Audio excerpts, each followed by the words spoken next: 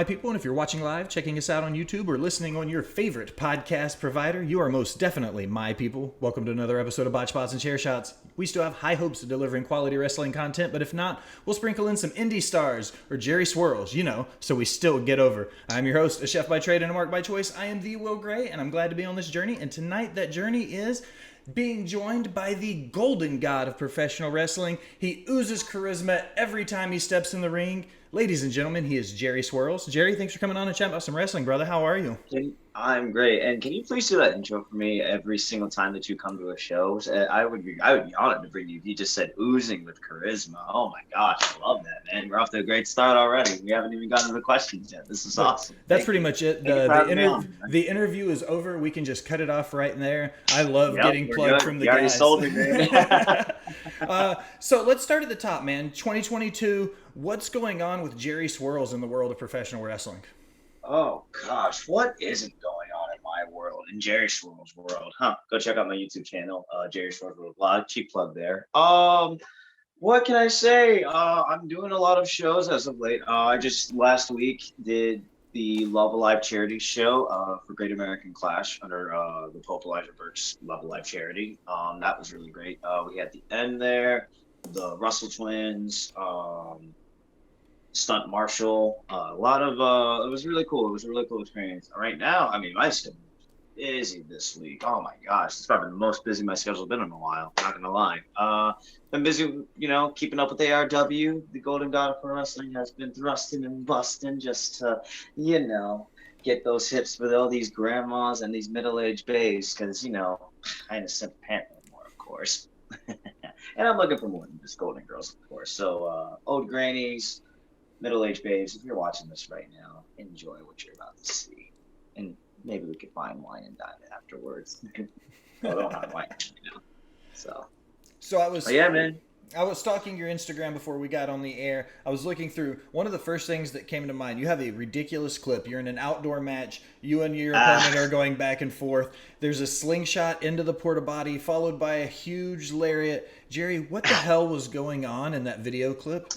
Okay, so this I didn't expect to get really popular. So we did, if you guys know, as I mentioned earlier, I work for Atomic Revolutionary Wrestling. We air weekly episodes every Thursday on Exchange Over Thursday. And we did a show under the Earth Day birthday banner, which was really cool. We had bands like Godsmack, 3 Days Grace, Jelly Roll. There was a lot of good rock bands that was going on there. And what else can you not mix with rock but professional wrestling, of course? Now in this match, it was me and Pretty Rich Rise in an Earth Day birthday street fight, which basically we could go wherever we wanted to go, pretty much. So basically, we went from the outside to the inside. We basically threw each other. We beat the shit out of each other. If I can curse on that, of course, mind you. Suck my ass. I'm gonna curse anyway. So what happened was, we had cheese graters, we had a door. I mean, shoot, we wrestled all the way outside to the porta potties, and I remember I was getting Russian leg sweep. I hit my head. Next thing you know, I'm seeing Rich Wise trying to get the best of me, and I had to go take a break to get some hand sanitizer, and he's still trying to stop me. But guess what? Jerry Swirlz was always one step ahead of the game, baby. So Rich Wise thought it'd be a great idea to throw me right back into those porta potties, and I stopped myself. I shook my ass a little here and there in my mind. I'm thinking, I got it. So I turn right around and I give him that big clothesline just to seal the deal with that. Not gonna lie, that was probably one of my more violent matches I've actually done. I know there was definitely a spot where I did I took the cheese grater and I was trying to get his head, just to let it be known. But stuff like that in the wrestling business happens. All peace, love, and war, of course. But in the case of the matter of when, Jerry Swirlz had to get that one. So, and at the end, I got to show off my new little arsenal moveset of my famous around the world elbow drop, if you will. So when you're preparing for a match like that compared to a more traditional, in the ring Southern wrestling match, what's your mindset to go when you're going to have, lock up, hip toss, elbow drag, or arm drag? Like when you look at a match like that versus going into a hardcore affair, like what's your mentality preparing for each style of match? That is a good question. So basically, everybody has a different style. Not everybody is going to accustom to, I do a comedy style. I'm a funny guy. I try to entertain. I try to make people laugh. I want people to remember for the laughter and the good times that we have in wrestling. Because yes, you have your pure wrestling, your catch wrestling, your tag team wrestling, there's different styles, and like in preparing for a regular match, I'm able to do it, but at the same time, like it's kind of no different from when I prepare for a hardcore match because my character is so versatile in what it's doing. It's basically like the chameleon from Marvel's Spider-Man. I was just thinking about that recently because the chameleon, how he was able to manipulate and he was able to be versatile and change up the look every single time. I kind of resonated that, and it's a way of like, okay, if Chameleon can be dressed up and look like a normal person, your average day Joe walking on the block, whatever, and then still change it up like that and who knows, dress up like Spider-Man the next minute. You know what I mean? Like you always gotta think on your feet when it comes to stuff like this. And I overthink a lot. That's a personal. I don't know if that's a personal fault or if that's a personal, good or bad trait to have. I think. So I have so many ideas, and like I just want to express that to the people.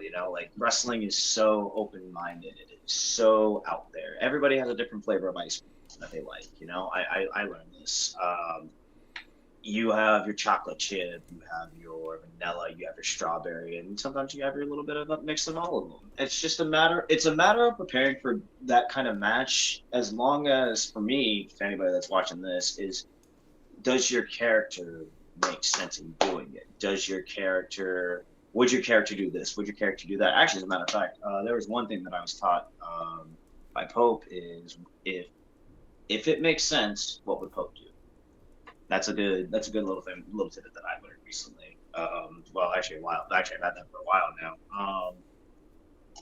And yeah, it's just like it depends on what you want to blend it up into and how you think it makes sense for your character.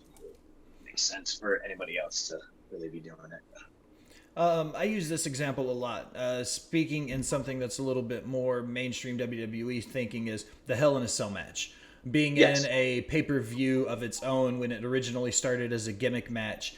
I've always said that I don't feel like Hell in a Cell necessarily needs its own pay-per-view because I've always said I felt like the story needs to dictate the match, not the pay-per-view. So I don't feel like bottlenecking two guys into a Hell in a Cell match because it's on the Hell in a Cell pay-per-view is the move. However, that's just my opinion on it. I feel like if you think about the build-ups to those classic matches, even not even just a Hell in a Cell, if you look at Dusty Rhodes with his the strap matches, or you look at some of the build-up with the street fights and everything that built in those stories, then those were like spectacles to see. You know what I mean? So like you're talking about with your style, like your style could be one specific thing, but when you build the story, you adapt who Jerry Swirlz is to tell a story based in a hardcore life, I guess, if that makes sense, right? Am I explaining what's happening?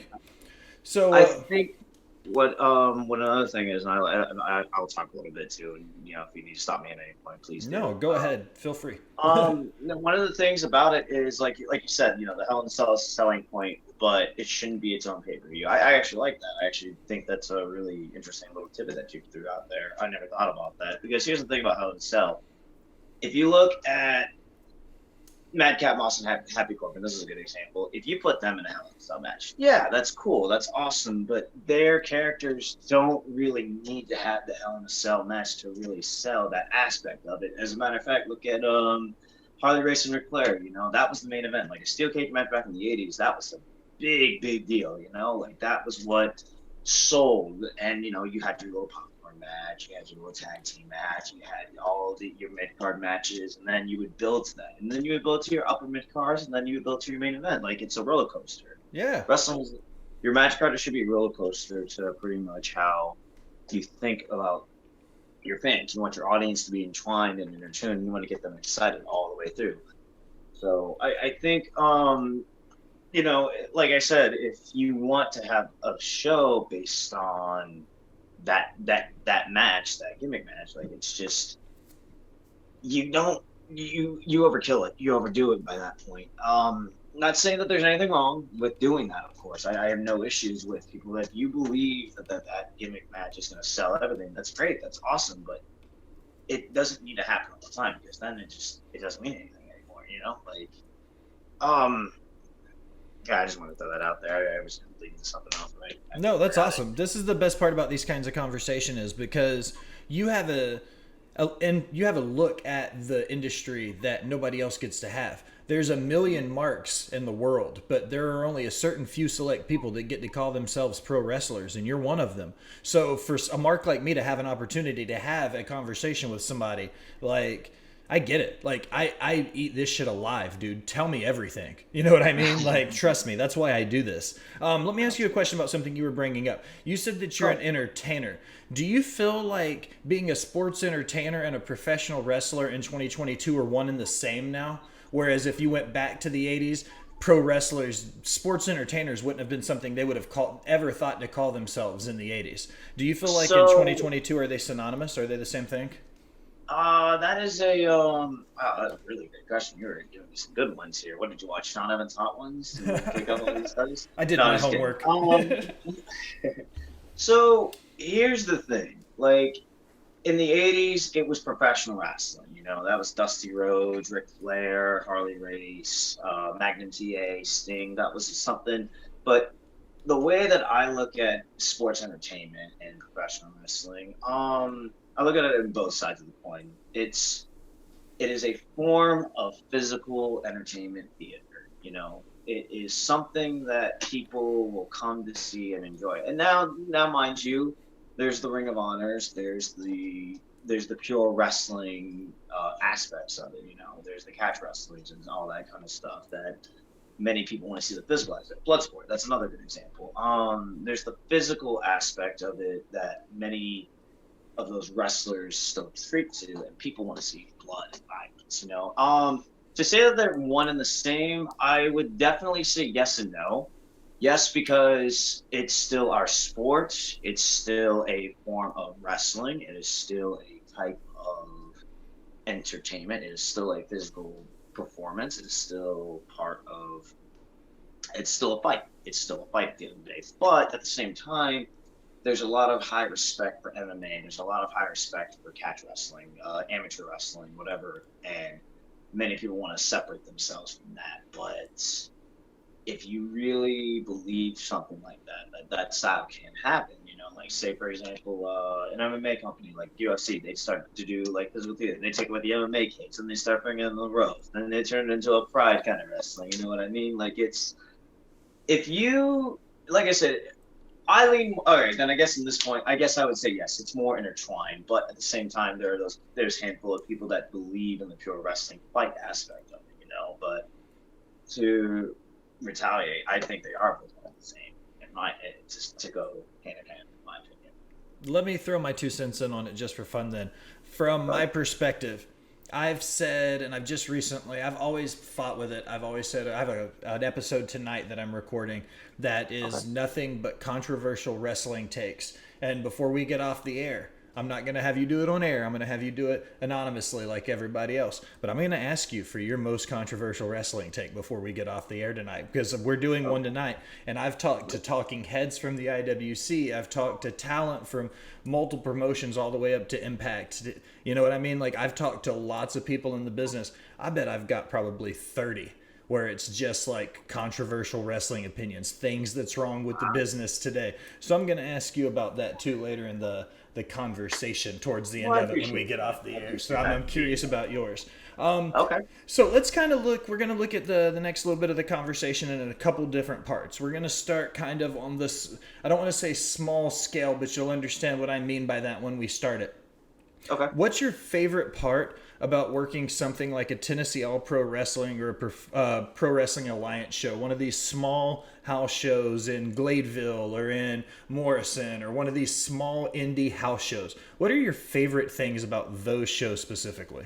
My favorite thing about these shows really is like I get to try new things. I get to have fun, you know. Like at the same time, I still treat my match with pride. You know, I'm my own worst critic. Like I have to treat my match with some etiquette and some respect. But at the same time, this gives me a chance to try new things. It gives me a chance to try other stuff, stuff that I didn't think of. Like for example, all that stuff that you see me do, that the dancing around, dancing with all the older women and stuff like that. That was the first time I ever tried that. Believe it or not, that was the first time I ever tried to see how well that stuff would work out. Dude, you were over as fuck with that crowd, dude. Oh, Like, thank they you. loved you in Morrison. When I saw you that night, like, that was the first time I had a chance to see you work live, and I was like, dude, this motherfucker is over. Like, they loved you, man. So I was all about it. I was like, Oh, believe it or yeah, not, fun fact, that number that I gave out to that girl, that was my actual number. that's awesome. That makes it She even, actually called me, yeah. that's even That's the cooler. thing Like, about it, man. And like you take out those elements that I took from these smaller shows, like you look at, for example, Billy Gunn's my favorite wrestler. I know that's probably later on the list of who my favorite wrestlers are if I've emulated, but like Billy Gunn, Val Venus, and Rhett Titus from when he was in Ring of Honor with the Thrust is a Must. You know, yeah. those three alone, I think, are kind of a good blend for me. And I want to say that I wanted to try these different ideas and like just trying to turn Jerry Swirlz up to 1,000. Because before I was just like, I was the hip swiveling, Golden Girls pants wearing, gold jacket loving, you know, Pamela Anderson simping. That's a new Yeah. one. I can believe I never used that one before. Huh. Missed opportunity. Oh well. I mean, we broke it. That's how it now. No, it's like with these small shows, you get to have fun. You get to try new things that you can try on for the other shows that are on, and you know, the smaller shows actually help build you up, no matter what, whether you're going under or over, whatever the hell it is. Like it's just this is your time to actually try things and actually see what works and what doesn't work. Like when you do like an atomic wrestling, or if you do a deep south wrestling, or if you do an impact, or eventually get to the AEW, WWE aspect of it, you know, like it's just you see where your character was from before, and then you take all the elements that you've used and put them all in a recipe, and then you learn from you critique yourself and see how you've learned from it, and then take it all from there, and then see what works and what doesn't work. Okay, so we're going to walk away from Tennessee All Pro Wrestling. We're going to go a little bit higher. We're going to look at a promotion that is, you know, a little, you see the point of the conversation. We're going to look at somebody like USA Pro Wrestling. You're going to go into a little bit larger of a promotion, a little bit bigger of a market. When Jerry Swirlz goes to a little bit one step higher on the echelon of your indie promotions, what extra thing do you turn up to 11 when you're preparing for those shows now? You talked about how passionate the TAP stuff was. Now when you move up to that level, what goes through your head when you know you've got to perform for a market that's going to expect that next level of pro wrestler? Well, for that next level of wrestling, you know, you're on shows with like a lot of names that are on there, like Jerry the King Lawler, Brian Page, Carlito, Chris Masters, Scott Steiner.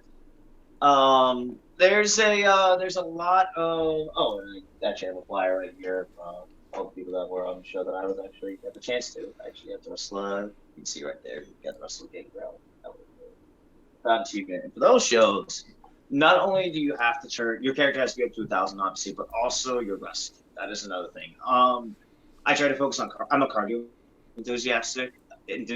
Like I'm very high on cardio to be in there because before, and I'll talk a little personally about me for a minute. And to be on these shows, like you need to really be in shape, and you really need to have that etiquette of having that good, crisp wrestling. You need to study your tapes. You need to understand like who you're going to be backstage with, who you're going to see. Because for example, I did a small Georgia show a long time ago, and this wasn't in front of a lot of people. But I did the show. I mean, the crowd was rowdy, but I did the show, and I weighed 245 pounds. I was out of shape. I was blown up from the moment that I made it to the curtain. And the match is on YouTube, actually, as a matter of fact. There was a part where I went to go pick the dude up for a body slam, and he almost slipped out of my hands, but he miraculously protected himself at the last second. And that right there kind of just made me think to myself, fuck, what if I do this on a big like atomic show, like for example, and it definitely shows because I did a joint ECW versus ARW show, and I could literally tell being placed out of the match, like you know, calling it and stuff, like I wasn't doing much. I really wasn't, and it kind of bummed me out. I mean, like it was great to work. It was Bill Alfonso was my special guest referee for that night. I mean, shout out to Fonzie, great to hear from you, brother. It really did show, you know, and it shows that people pay attention to you. you got to be really careful with what you're doing in the ring, and you got to be smart with what you know.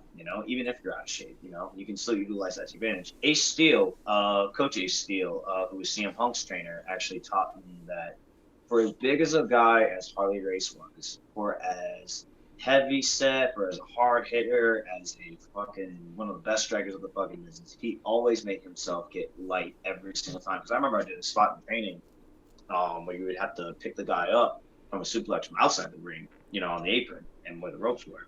And you would have to literally hold on to the rope and then fall back, go behind, and then run off of them, basically kind of thing. Me explain pro wrestling, right? Your wrestling, your move set, being loose is very key. And, don't be so caught up in this, because this is going to fuck you up big time. This will fuck you up the most. And if you let that fuck you up, you're going to fuck up even more in the ring. That's one of the best things to prepare for a show like that, of course. I was gonna lead into something else, I think. And also pick the knowledge of the ring that you're on shows with these workers. There's a lot of great knowledge. I think, and this will probably be another topic. I've actually got two topics since you talked about that thing that we'll talk about off air. That I will say, but we'll save that for off the air. Unfortunately, you viewers will not hear that part. But I will say, pick the knowledge of the best of the business. Like I've always pick at least 3, maybe 4 that you can learn from, that you can understand, that resonate with your style, that resonate with what you're trying to learn and understand. It's all about perfecting your craft when it's coming to these bigger shows, and it's all about getting to that next level, like you said. So, moving on to the very next level, you have some dates coming up with Impact Pro Wrestling for the Summer City Showdown, man. Yes, so, to finish the chain here, what's it like for Jerry Swirlz when you're preparing for a TV match now? When somebody looks at you and says, Jerry, you've got 6 minutes. Go out there and give us the best 6 minutes you've got. Like, how do you prepare for that then? Because on these indie shows, TAPW says go out there and work. You know what I mean? Yep. Then USA Pro Wrestling might go, okay, Jerry, you've got 15 minutes to go out there and tear the house down. You go somewhere like Impact Pro Wrestling, they're going to look at you and they're going to go, you've got 7.5 minutes. You know what I mean? You've got 30 seconds. You've got 12 minutes. They're going to give you such a precise amount of time to tell your story for a TV match. How do you prepare for that when you've got to take a 15,000 page paper and condense it into a 300-word article? Well, I appreciate the name that you would think that. And I'm not going to call you out on this, but that actually is a not the same Impact Wrestling that you see on Access TV. But that is great that you would pick that knowledge and think that's awesome. So for an Impact Wrestling TV taping, or any TV taping for that matter, they say, hey, 6 minutes, we need this right now. And the moment that you hit the curtain and you get to the ring, hey, you got 4 minutes now. Yeah. So there are 2 ways about it. You can either squeeze everything in as much as you possibly can, hit your high notes, keep your selling to how you need it to be at, but still keep it all tight. Because working TV is tight. Everything is tight when it comes to punches, and my tight also, but like just get into your spots, get into your emotions and whatever. The other side of the coin, you can cut some stuff out. If you are one of those guys that has so much up here, and you're trying to remember like spot here, spot there. Oh, I got to remember this. It's just know your basics. Remember the fundamentals. Know what you can and can't do that's good. Remember the keynotes of what you talked about, and also kind of just improv. Think on the fly, or audible. One of the two. Yeah. It's all about really. In retrospect, for both of these things, it's really just like. Know your time, know what you're doing, know a couple of your keynotes, and just go out there, make sure that the finish is, and that the people will remember it, because the fans will go home happy, no matter what.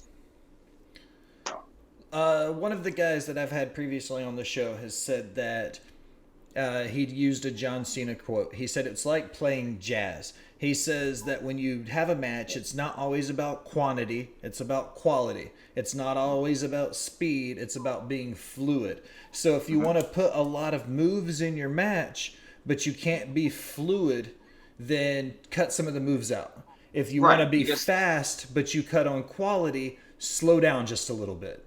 Absolutely, because the story is going to tell more than the moves. I mean, everybody can do moves. I mean, like many people don't think I can do tope suicida, but I can do tope suicida. Anything that you can think of, like it is possible to do, but I don't need to do it because it doesn't make sense for me to do. Like moves can get you so far, but story is what sells.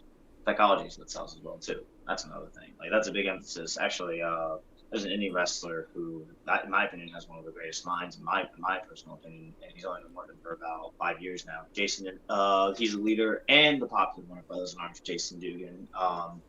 He's been my mentor. He's been my best friend, my brother, my everything to me, and he's helped me grow as a person. He kind of took me under my wing. We actually trained together. He helped me understand better, and like every day, he'll always tell me a little history lesson. I'm like, hey man, why did tell the whole Lily pull up a match, and I'll say, why did you do this? Why did they do that? It's like you have to understand the simple story, the simple psychology behind wrestling for any fucking move, because anybody can fucking do it. So let me ask you a question. I've interviewed a couple trainers. One thing that Alison said to me that rang out was when you're telling a story in the ring, the collar and elbow tie up is your once upon a time. That's where everything starts. Yep. Okay. 100%. So if you're looking at the finish of a match, what does Jerry Swirlz do to start writing the end? Start writing the end. For sure, the climax has to mean something. Like, so whether I'm working as a good guy or as a bad guy, it's really what it all depends on. I'm the good guy, and I'm getting beat up for such a long time, but I'm getting that little bit of a fire, a little bit of a comeback, throwing a couple clotheslines, a back elbow, maybe there's a big boot, maybe there's a little hip thrust and bust that I've got a little bit of life left, and I drop that leg drop or drop that ass, whatever the hell it is, and then it's just like I don't cover for comeback. I don't cover after those moves. I was taught this by Buff Bagwell actually recently, because Buff Bagwell actually said that once you hit those final comeback moves, kid, don't make the cover, because if you make the cover, then it just makes a little matches a video game. You want the crowd to really be in for that. That's the sound effect that you really need to hear. That's the thing about it. There's if I'm a bad guy, I'm and the good guy's getting his stuff on me, whatever. I'm gonna do something cheap. I'm gonna do something very, very cheap or dirty. Like I'll grab the referee, like ref, please stop, something, and it just eventually leads to something. Something cheap, whatever it is. Eye poke, low blow, whatever the hell, doesn't matter. I mean, it's something that really it has to matter. It has to mean something to the audience, like ooh, boo, whatever. Like those are the sounds that you gotta listen for if you've done your job right as a worker. In my opinion. When you're telling a story in the ring, do you feel it's more important to pop the crowd or to pop the boys in the back? That is a good question. I know that's kind of it's a loaded question, because you don't. That's a very loaded because question. I don't want to sound like that. I don't want to sound like I'm insulting the boys in the back, or I want you to say like the fans don't matter. I know that's a hard question to answer, but I'm curious what your take is, because I've asked a lot of other people the same question. And what? Well, you're trying to pop the crowd. You've done your job. You got your merch money. You got your stuff. Pop the boys. That's. I look at everything as the same. Like I look at the questions as one and the same, pretty much. You can pop the boys, and this goes back to when I was talking about taking advice from the vets. Like every little bit helps, and like if they're throwing that little nitbit of, hey man, you should definitely do this, and you're good for your spot or whatever. There was a match I did. I had a cardboard cutout of Pam Anderson. Obviously, everybody that knows that I worked a tag team match against Chrissy Vane, who is Big Con, aka Connor of the Ascension's wife, as well as Roxy Rouge at the time, when her name's Jody Morton, her bodyguard. We did a mixed tag team match, or an intergender tag team match for the women's title. It's a tag team match. Whoever gets pinned, whoever pins the person gets the women's championship, whatever. So she'll probably hate me for this when I'm talking about this if she ever watches. So I was in the back, and such and such went up to me and was like, hey man, you need to go up and pick her up for a fireman's carry, and then drop on stage. So in my head, I'm laughing about this and stuff, and then as I hit the curtain, I'm like, "Oh my God, what am I about to do right now?" So I mean, it, it's great to do that. It's so great. I mean, like when I did it, obviously, I tried to make it look not as obvious as I possibly did when it happened, and I'm like just trying to hold my stomach and whatnot. But no, I look like I said, you pop the crowd, you got your money. You pop the boys, you done something right. You pop them both, there's nothing to write home about. You know, like I know that sounds very political of an answer for me to say something like that, but I say when you do your job, it's when you've got your whole character out there and you've hit all the right notes, hit the high spots, whatever the high spots may be, mood, story, psychology, whatever. What matters is the end, the finish. That is what matters. If that finish sells, that's money right there, in my opinion. Okay, Jerry. But then I've also I've done some other stuff. Like I try to pop myself every once in a while. You know, I try to have these little quirks. There was one part where I told him, "Hey man, I do a stink face. Just be aware of that, okay?" And then a guy won't know it, but if I don't like you, you know, such and such used to do this. Just pull his chunks up and then just let it go to town. So, who knows? Who knows? If I like if that ever comes across to any of you guys, if I like you and you see my trunks now and my ass covered, you're good. Joking. So. Okay, Jerry, I end all of my interviews with 5 rapid fire questions that have absolutely nothing to do with pro wrestling. Perfect. You ready? I am ready. What's your favorite movie? Rocket Man. What's your favorite TV show, even though I'm pretty sure I know the answer? Pam and Tommy. Yeah? Not the Golden Girls. Huh. Believe it or not, Golden Girls is alright. Golden Girls is alright. But I recently watched Pam and I've been recently watching a lot of Hulu TV shows and was Pam and Tommy worth the watch? It is definitely. Oh my gosh, it is amazing. There is some stuff that they kind of get wrong. I mean, it's Hollywood, of course. They're gonna have to do it. Yeah. But yeah, it's definitely a show to watch if you got Hulu or anything like that. What's your favorite city you've wrestled in? West Virginia. Yeah? Yes, 100%. I thought it was beautiful for the place that it was in and the setting that it was in. I was taken back by just the view of just the drive going there and everything. I know there's a certain wrestling promoter who I'm very close with, Gary John Moran, who runs All Star Wrestling in West Virginia. I want to give a shout out to him. Thank you for being a friend. Hopefully, the stars will align and one day we can finally meet in person and I can go back to West Virginia and show you off this Golden Girl love, Gary. Please. Anyway. 4th question. What is your favorite fast food? Ooh. Well, I don't eat fast food anymore, but Taco Bell. Taco Bell would be my go-to. I can't go wrong with a cheesy cordilla crunch or a Doritos Locos taco, or my personal favorite, the loaded nacho taco. And final question, do you think pineapple belongs on pizza? Yes. You 100%. Like pineapple pizza? That's disgusting, I Jerry. This interview is over. We're done here. Oh, come on. It is not bad. Listen, what's better, anchovies on pizza? Anchovies on pizza. Between those two, I would go with pineapple on pizza over anchovies for sure. I was gonna say. I remember. This is gonna be funny. So when I was working at a pizza place, my friends and I we would get together and like try all these weird and like intricate little toppings. We wouldn't do them on pizza. We would just try the toppings themselves and put them in a bowl. We did a whole can of anchovies to see who would throw up first. I miraculously survived. I don't know how I did it.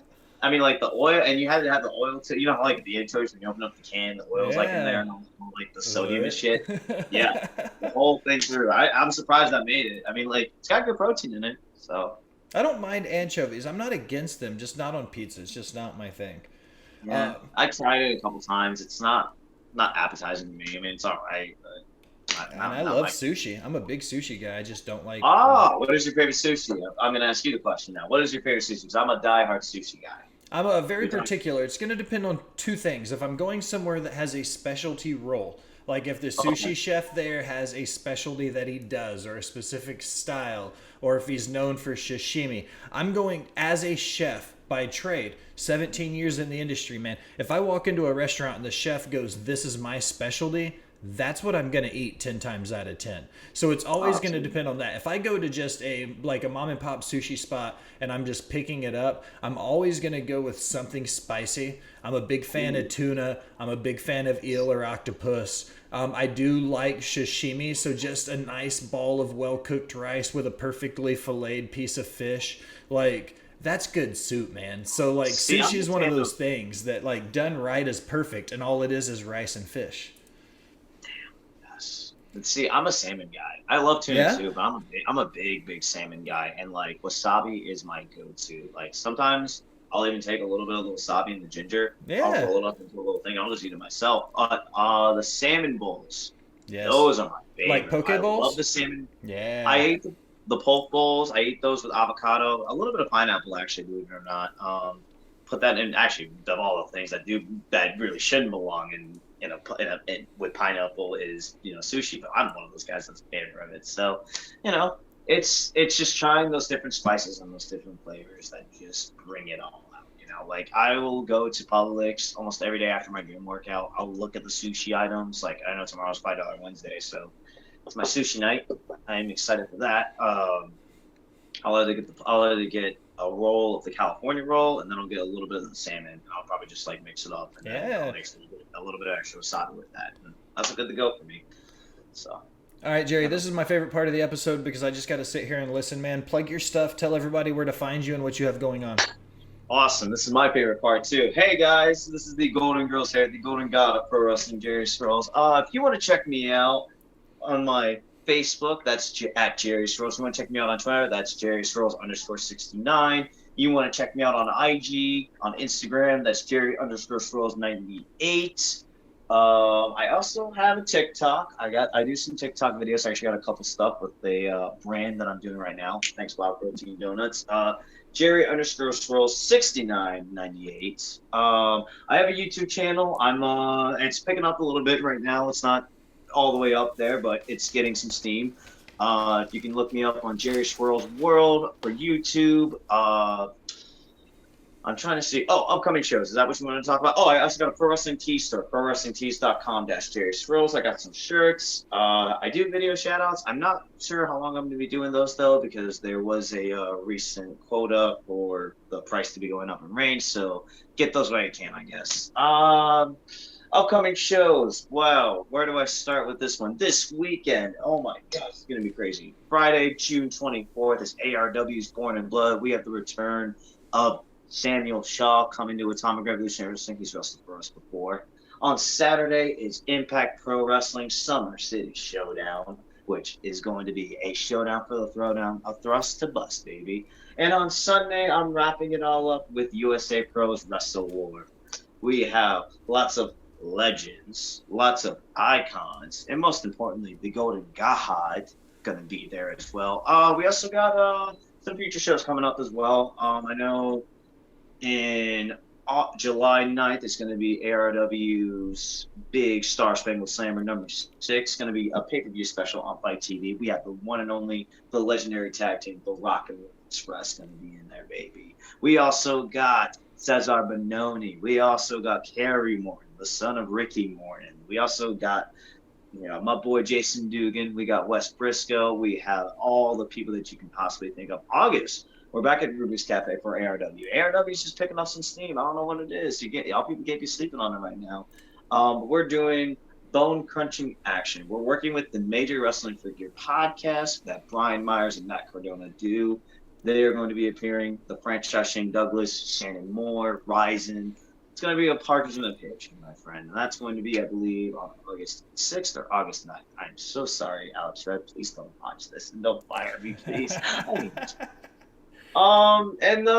going to be, and as far as I know, that's what I have coming up in the next few months. Actually, for coming up in more dates coming up next year. Hopefully, I get to keep y'all posted on that. The sooner the better.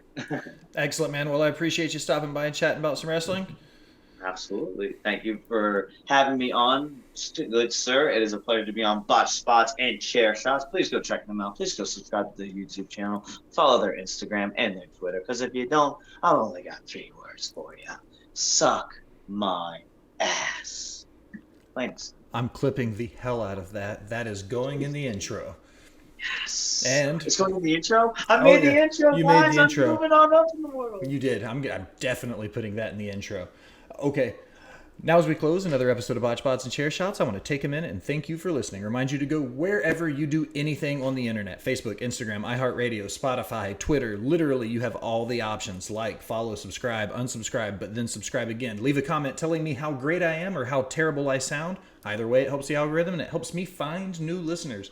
And if you're feeling really generous and be one of those VIP people, head over to patreon.com and donate to the Smack Raw Podcast Network. You donate some money, you get some swag, we get some fantastic guests like Jerry Swirlz.